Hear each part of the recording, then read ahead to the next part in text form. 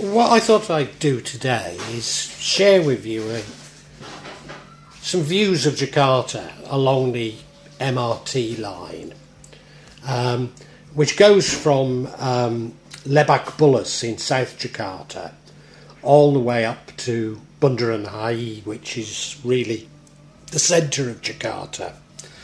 There are plans to extend it up to North Jakarta, Ancol, and indeed other plans to have east-west, etc., but those haven't been released yet.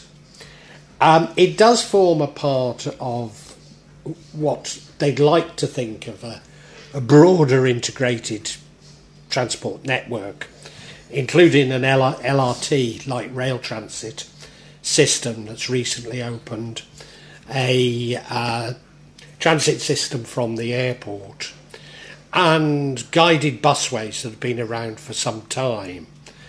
But to call it integrated is a stretch of the imagination, to say the least. It couldn't have come quickly enough, and in fact I think it's come somewhat too late, because Jakartans already have the habit of using their cars and motorcycles, and most wouldn't dream of using public transport. They sort of see it as beneath them. I might also add that in many areas that whilst they have done things to make the pavements much better in Jakarta, particularly by the MRT stations, you don't have to go far when, well, they're probably non-existent. So how exactly you walk to an MRT station can be very difficult. But I think the thing that really did in their aspirations was the fact that it had only just opened, and then the health crisis hit, and people like myself were actually banned from using it for 2 or 3 years, and certainly for the entire time, over 3 years. You had to wear a mask on it and weren't allowed to talk. And I think that put an awful lot of people off just at the time when they really needed to encourage a change in people's behaviour in Jakarta. I'm not certain you could say it's failed, but it's certainly not getting anything like the numbers that it ought. The actual fares are fairly cheap, so you pay 3,000 rupiah, which is about 20 cents, and then 1,000 rupiah for every station thereafter, which is about 7 cents. So yeah, it's fairly cheap. However, initially, I ought to say, and there are 13 stations currently on the line. And initially, they messed up, I think, on the ticketing system. They were still cash isn't allowed, but initially you had to put a deposit down on a non-usable plastic ticket. However, now you can top up tickets, and also there are other methods of commercial methods of payment. So it extends. Those 13 stations are 15.7 kilometres, and it takes about 30 minutes to go that distance. So, you know, there's probably enough stations, and it's reasonably quick.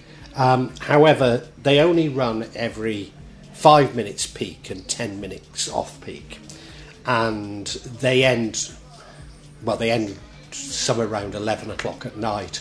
So, you know, if you're wanting to use it to go out at night time, it's not of much use. But I think that the ticketing system, the initial ticketing system, caused some resistance. It actually opened, I say, before the health crisis hit.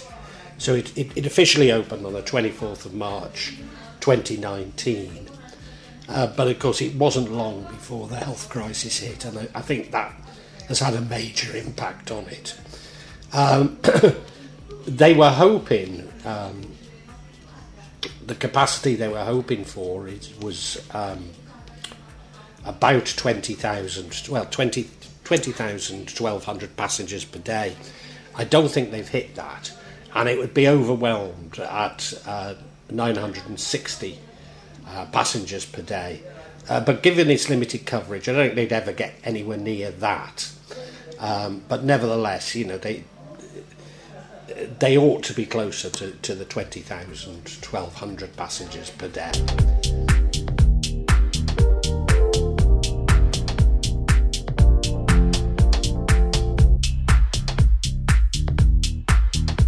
Why am I saying it couldn't have come soon enough? Well, Jakarta is the second largest metropolis in the world, and the transport problems are very well known. I mean, whenever you go to a city, be it Manila, Bangkok, Lagos, Cairo, they'll always tell you they have the worst traffic problems in the world.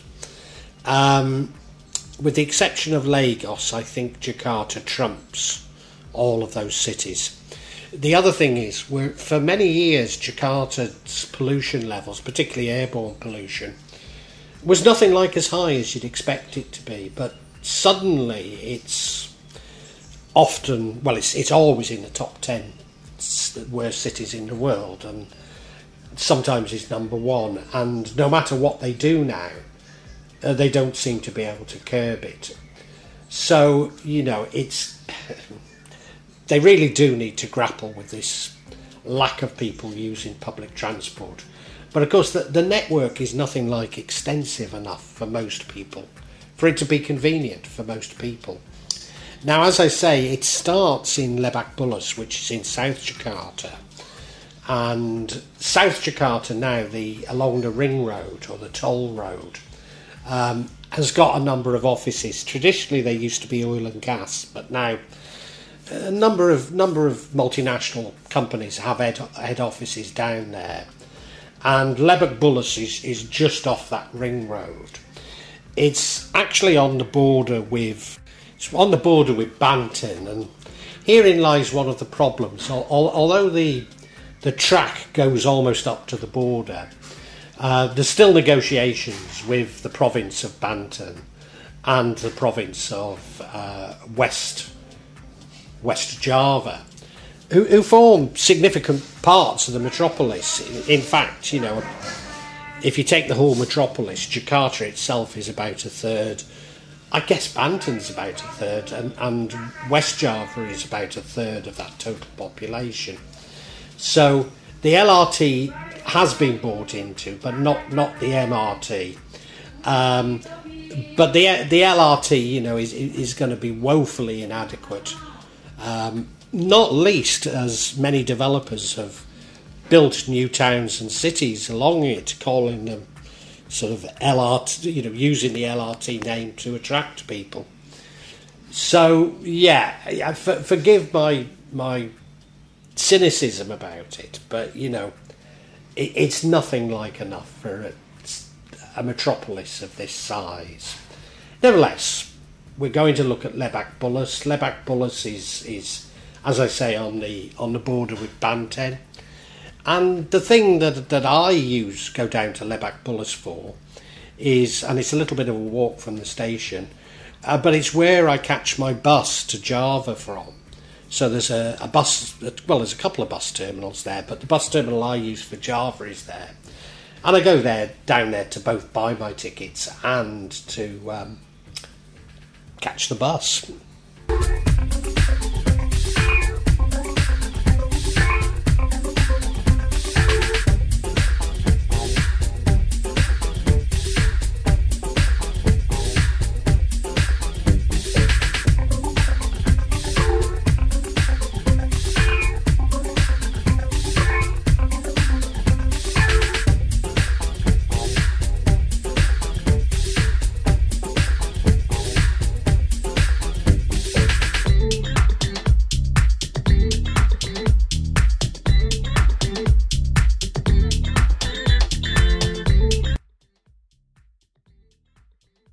The second station, Fatmawati, is at the intersection of Jalan RS Fatmawati and the Ring Road. So it's reasonably, but not that close to RS Fatmawati, meaning Rumah Sakit or Hospital Fatmawati, one of the major public hospitals in Jakarta. It's close to parts of Pondok Indah. The main bit of Pondok Indah is served very well by a guided busway, but the eastern edges of Pondok Indah would be served by that station, and that's one of the most affluent areas in Jakarta. Built some, gosh, it must be some 50 years ago now. Known for its rather lavish and ostentatious houses, and in that area is the bar La Bodega that we often go to. And in fact, it was that prompted us to make this journey, because the manager changed to their sister pub, the Jaya pub, which is by Bundaran HI.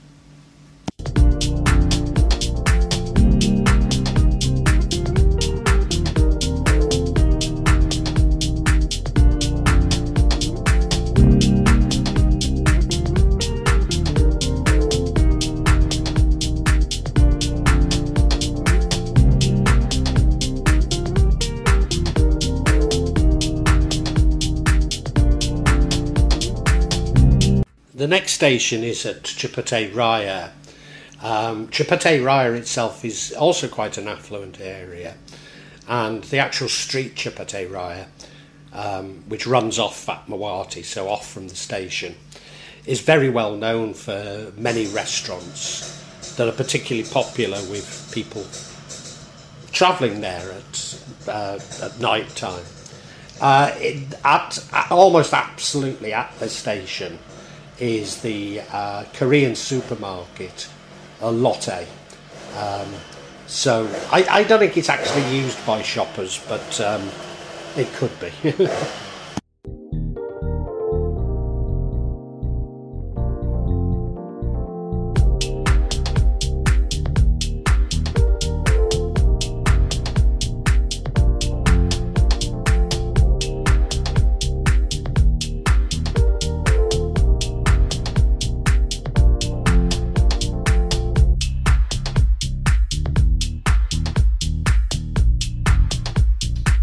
After Cipete Raya, the next station is Haji Nawi, which is the intersection of Jalan RS Fatmawati and Jalan Haji Nawi.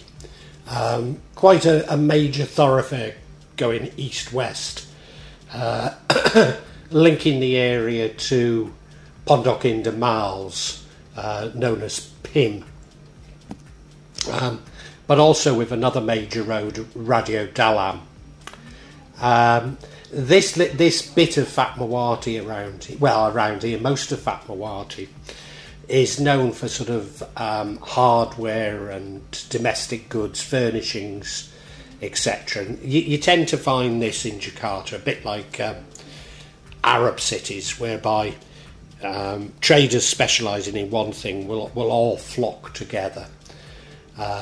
So the actual area here is mostly soft furnishing stores, as you can see. Oh, perhaps I ought to add at Haji Nawi, on the other side of the road, is the Mal ITC, which specialises in electronics almost exclusively now, mobile phones. It's a little bit run down, but it's got a very cheap supermarket known as Hari Hari, where we often visit.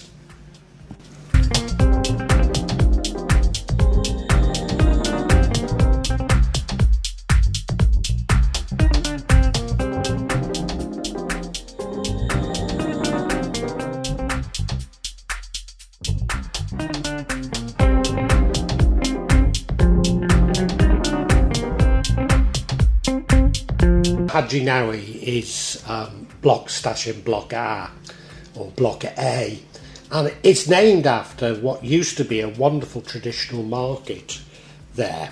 But alas, with the construction of the MRT, it caused major disruption around this part of Jalan Fatmawati, and as you can see, quite a lot of the businesses have shut down, and Block A was moved somewhat, and it's never really recovered from it.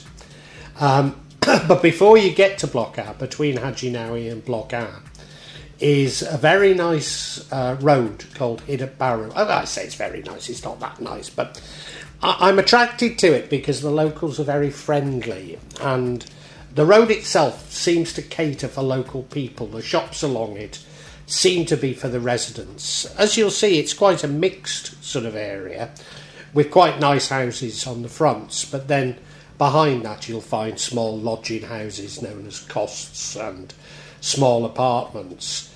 But it seems to be a very happy community. I regularly visit there just to say hello to some of the locals and to drink coconut water, particularly green coconut water, which is meant to be very good for you. So it's just a street I like going to. I mean, but you'll see a sort of probably typical inner central. Inner central, is it right to call it that? Inner central residential area. Well, it's not that inner, but centralish residential area.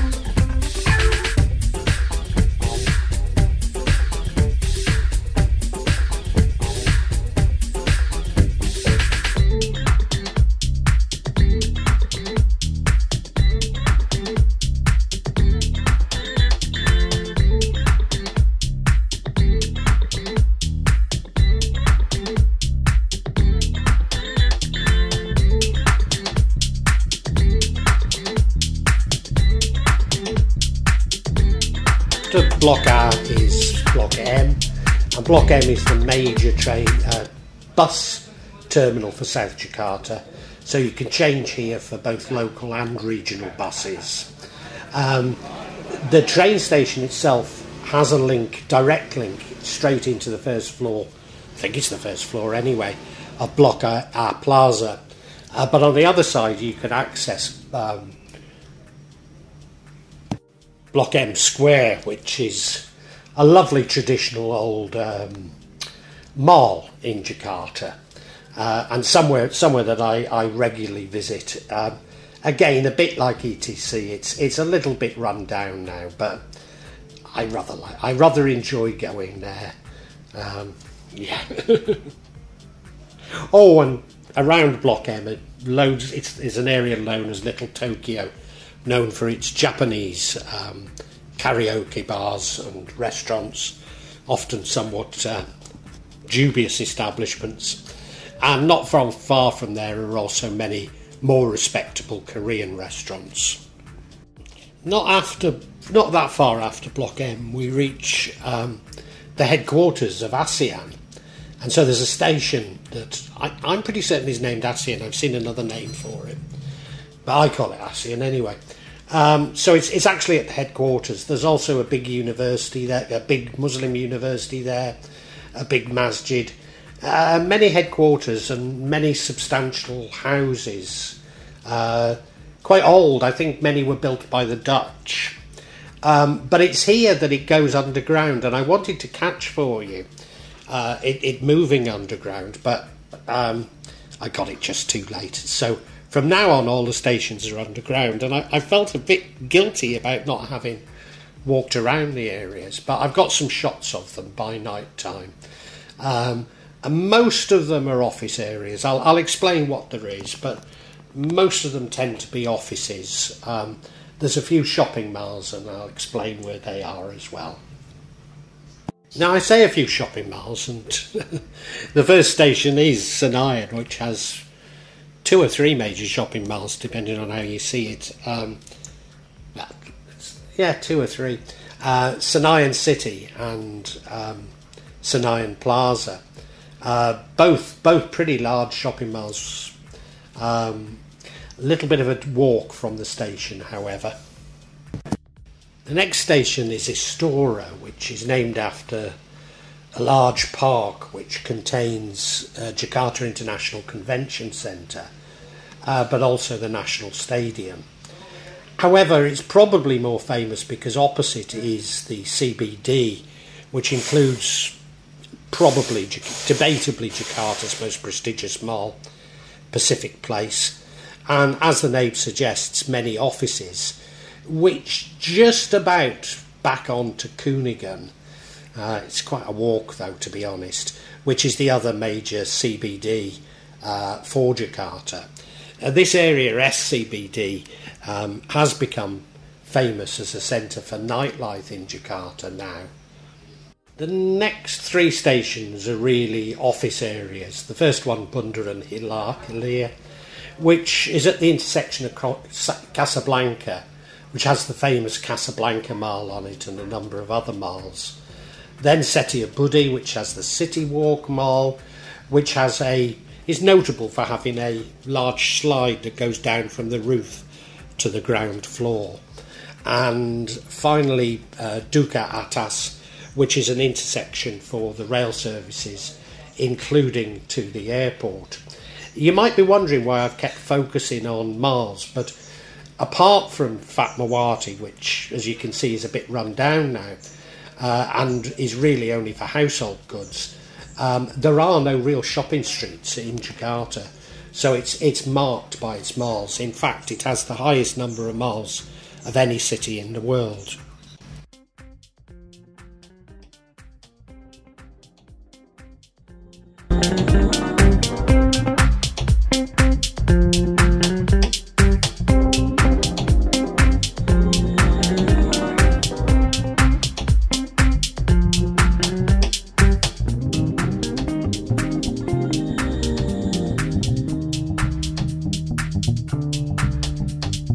And thus we arrive at what is currently the end of the line,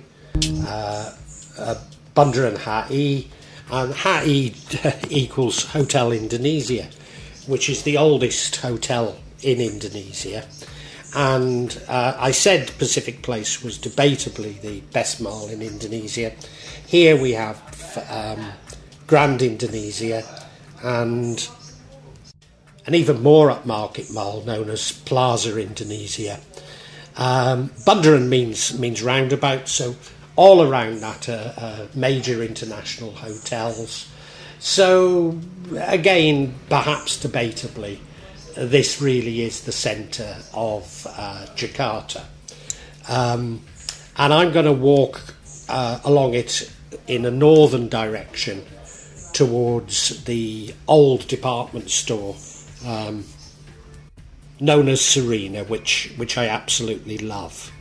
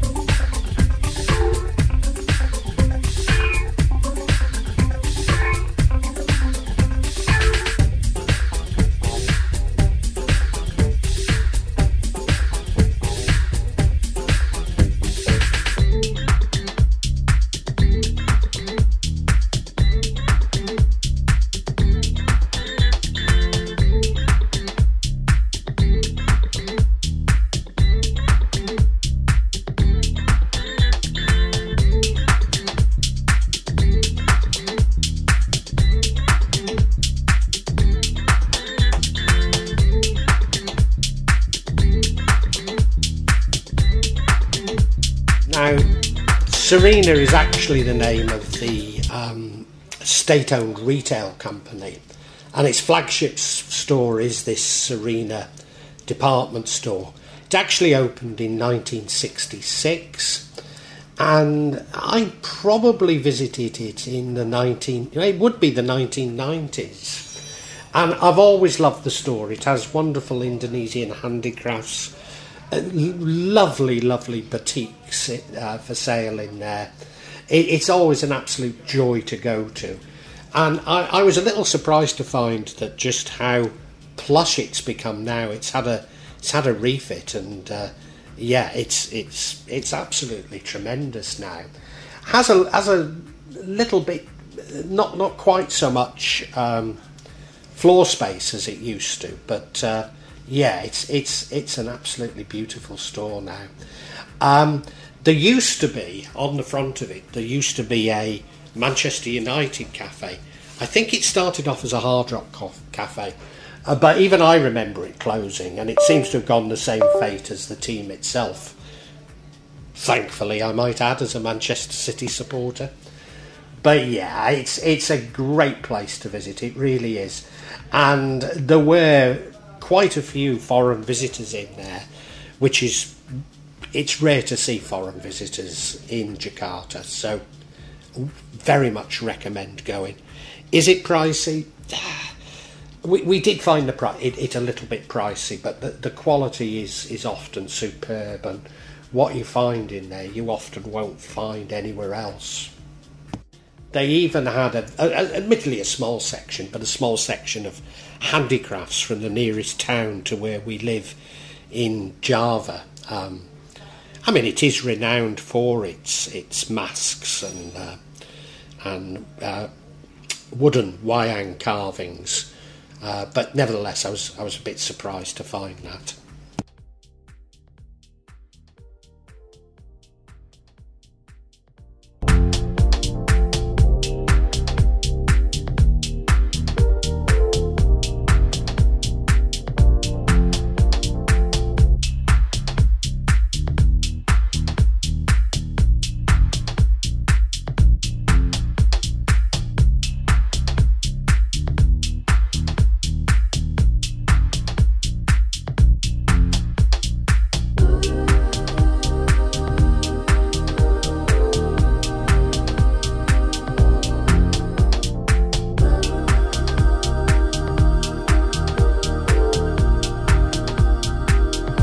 Sarina is at the intersection of Tamrin and Jalan Wahid Hasim.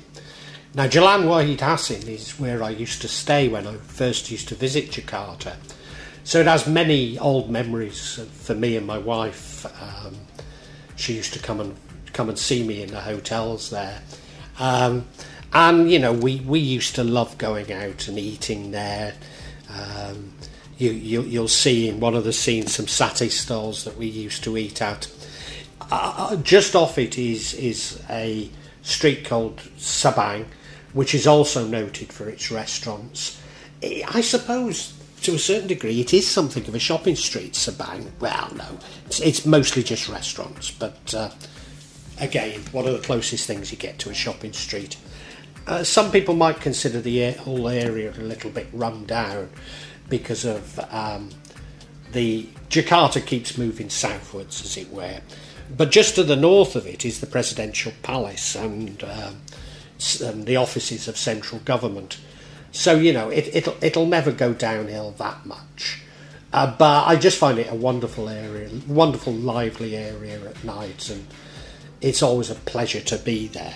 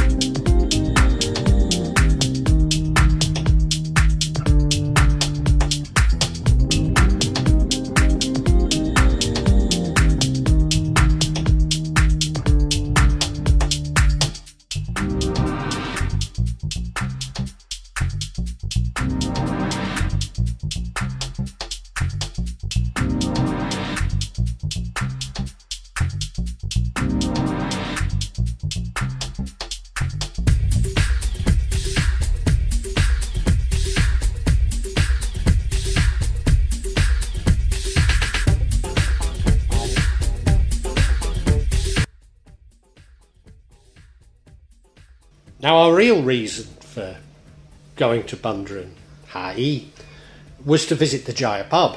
Now, I've actually never been there, but my wife has many times before she met me. It's the oldest pub, or certainly the oldest expat bar in Jakarta, and it's been going since 1976, although it had actually moved. So what you can see is trying to find where it's moved to. It's not far, but, you know. And it was owned, they both died now, but celebrities Rima Melati and Frans Timmerman, who actually owned bars and hotels in Amsterdam.